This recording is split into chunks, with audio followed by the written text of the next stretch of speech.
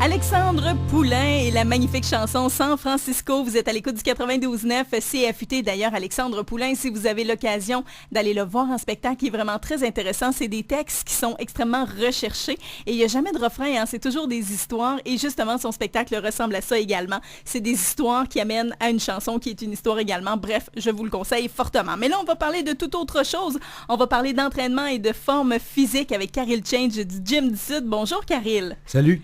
Alors, aujourd'hui, on va parler d'un point qui est extrêmement important, soit comment faire pour ne pas se blesser au gym.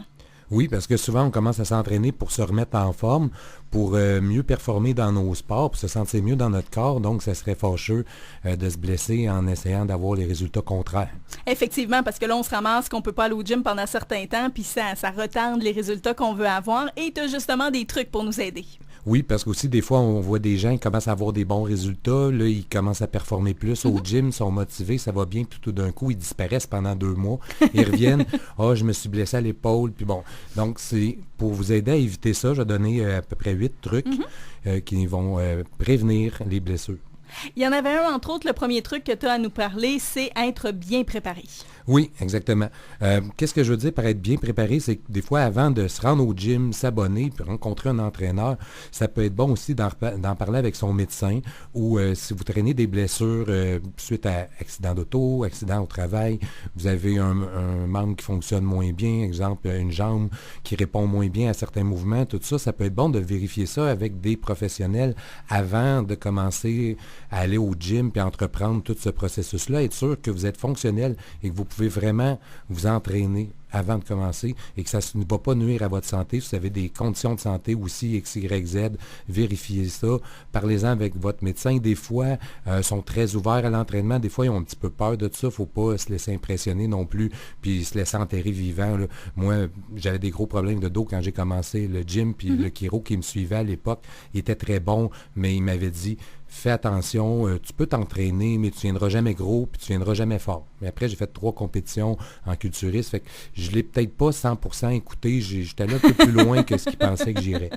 Ouais. Mais ça, c'est une bonne nouvelle, parce qu'il y a toujours des choses qu'on peut prendre aussi, des accessoires pour nous aider. Je pense entre autres sûrement que toi, tu dois prendre une ceinture quand tu lèves des poids pour aider justement ton bas de dos. Non, justement, j'ai fait le contraire. Pendant des années de temps, j'ai refusé toute aide avec une ceinture parce que je m'entraînais pour renforcer mon bas de dos.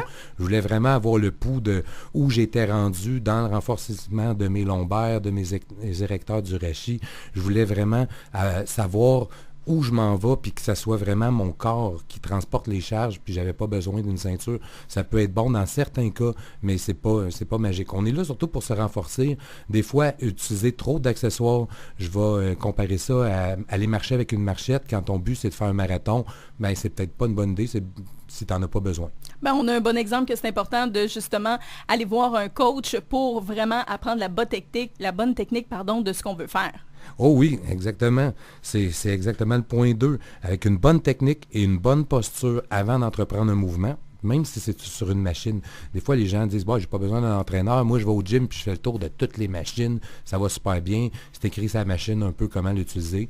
Oui, sauf que des fois, c'est plus compliqué d'utiliser une machine que faire un mouvement avec des charges libres parce que la machine, elle va comme pallier à votre erreur. S'il y a des graves erreurs dans votre mouvement, les poids ne tomberont pas par terre. La machine, elle va faire le mouvement quand même, elle va bouger, mais peut-être vous n'êtes pas bien aligné, votre banc n'est pas bien placé, vos coudes ne sont pas au bon endroit, vous ne sentez pas dans le muscle qui est supposé travailler. Donc, même les machines, je dirais que quelqu'un qui débute, c'est sûr qu'il aurait besoin d'une supervision et des explications au début pour apprendre à bien les utiliser. Je vois des choses, des fois, ça me dépasse un peu, mais c'est normal, les gens arrivent au gym et ils ne savent pas comment les utiliser. Donc, il ne faut vraiment pas avoir peur de demander de l'aide.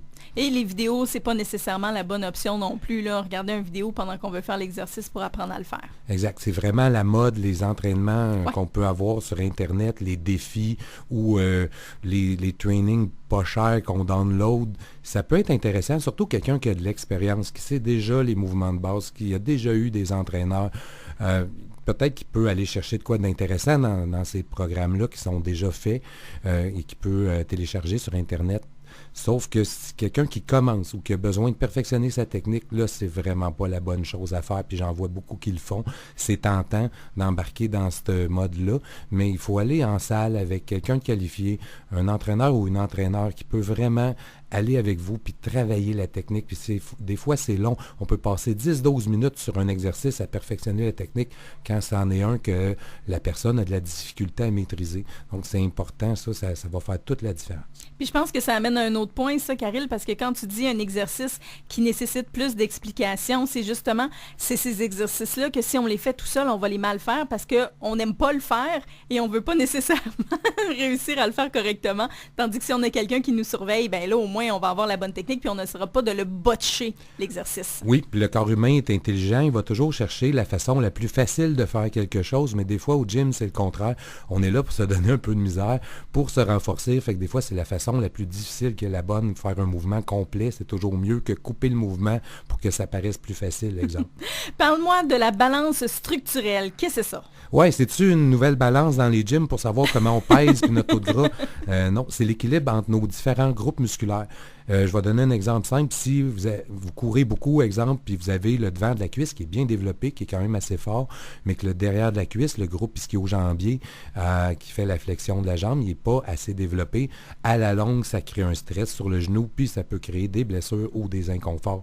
Donc, c'est important que tous les muscles puissent travailler en harmonie un avec l'autre, qu'il n'y ait pas un groupe qui est beaucoup plus fort que les autres pour protéger les articulations contre les blessures. Fait que ça fait une grosse différence. Donc, bonne structure, équilibrée et encore une bonne posture avant de débuter les exercices et ça protège beaucoup contre les blessures.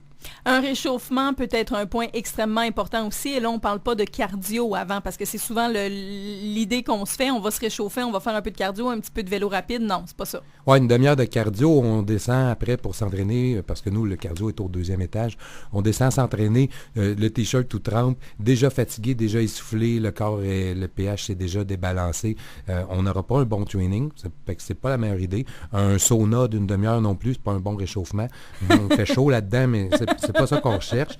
Quand on parle d'échauffement, c'est plus de préparer le cerveau, le corps, les articulations et les muscles à faire l'exercice. Donc souvent, on sélectionne les 2 premiers exercices de la journée qui seraient supposés être les plus demandants. Puis on va commencer avec des séries qui sont plus légères que notre capacité réelle. On va augmenter progressivement la charge sans s'épuiser pour arriver ensuite à notre charge de travail avec un corps qui est prêt à prendre cette charge-là sans danger. Et tu parlais de charge, justement, utiliser la bonne charge est quelque chose d'extrêmement important. Oui, on voit souvent des erreurs de charge, soit trop légères ou trop lourdes. Trop légères, je dis pas ça pour être sexiste, on voit ça plus chez les femmes des fois. Des fois, ils ont peur de devenir trop musclés s'ils prennent trop lourd ou ils s'en rendent pas compte qu'ils n'ont pas la charge optimale ou ça n'a pas été bien expliqué. On n'aime pas ça, c'est pour ça. Il y a ça aussi. Par contre, pour que il y en a qui aiment ça plus que d'autres, mais il faut apprendre à aimer ça si on veut raffermir nos muscles. Parce que là, je parle de raffermir. Oui. Et puis, pour avoir un résultat, ça prend une charge que si, exemple, vous avez une série de 12 répétitions à exécuter, il faut que la 11e puis la 12e soit difficile, puis vous ne seriez pas capable d'en faire 16. Fait que ça prend une charge qui va créer un stimuli sur le muscle, déchirer un peu de fibre musculaire, donc demander une récupération. Le corps va s'adapter en renforçant votre muscle, puis automatiquement, évidemment, il va devenir plus ferme, légèrement plus volumineux, mais pas gros, juste ferme. C'est très important de le préciser. Pour les gars, le muscle, il peut grossir aussi, mais là, ça prend de la patience parce que c'est étape par étape. On ne peut pas devenir énorme en 3 mois non plus, mais les gars, des fois, justement, sont pressés. Ils veulent avoir les mêmes poids que leurs amis qui s'entraînent des fois depuis beaucoup plus longtemps. Fait qu'on voit plus l'erreur contraire. Les gars prennent trop lourd. Ça prend une charge qu'on est capable de contrôler. Si vous êtes en train de faire une série, exemple, de bench press, il faudrait que je sois capable d'arriver à côté de vous et de dire « OK, là, t'arrêtes. » Puis là, t'arrêtes ta barre. Ça arrête de monter, ça arrête de descendre. Là, tu recommences, continue à descendre ta barre. Si tu arrives en bas, tu commences à remonter ta barre, il faut que je puisse dire « OK, arrête, tu stoppes ton mouvement et tu es capable de repartir sans que ça te tombe dessus. » J'ai pas tout le monde qui sont capables de faire ça. Donc, une charge que tu es capable de contrôler, donc qui donne du défi, qui est demandante, mais qu'on est en contrôle parfait de notre charge. Donc, ça, évidemment, ça protège contre les blessures. Puis, ça amène au point 6, le tempo, qui est souvent très mal compris. C'est 4 chiffres qui sont indiqués souvent dans votre plan d'entraînement. Un plan d'entraînement qui est bien fait, il y a le tempo, et ça dit tempo, c'est à quelle vitesse on exécute chaque partie d'un mouvement. Fait que ça, je l'explique tout le temps quand je donne un plan d'entraînement. La phase à faire le plus attention, c'est quand on relâche la charge. Comme quand on descend sur un squat ou comme quand on descend notre barre au bench press, il ne faut pas la laisser tomber. On serait supposé être capable de compter 1001, 1002, mais les 3, on a terminé de descendre notre charge. Souvent, c'est facile, on a forcé pour la lever, la charge, mais on pense qu'après ça, on laisse tout tomber ça. La plupart du temps, à part en haltérophilie ou pour le soulevé de terre, que des fois, c'est impossible de retenir la charge pendant 3-4 secondes. La plupart des exercices, on veut être capable de retenir la descente de notre charge tranquillement. Comme si vous faites une traction à la barre, vous communément appelé un chin-up en anglais, vous levez votre corps, on ne descend pas, boum, on descend tranquillement encore, mais les 1, mais les 2, mais les 3. Oui, c'est difficile, mais c'est la partie où le muscle dégage le plus de force et va aussi, on va briser le plus de fibres. Donc, pour la prise de masse, prise de force et protéger contre les blessures, évidemment, si on est capable de descendre notre charge en 3 secondes, ça veut dire qu'on la contrôle.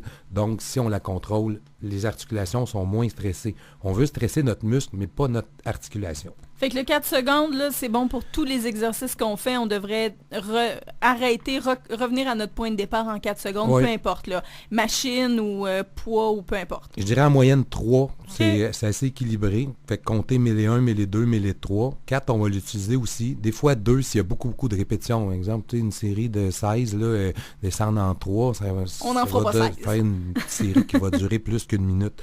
Ça serait un petit peu long. Ah ben, c'est intéressant.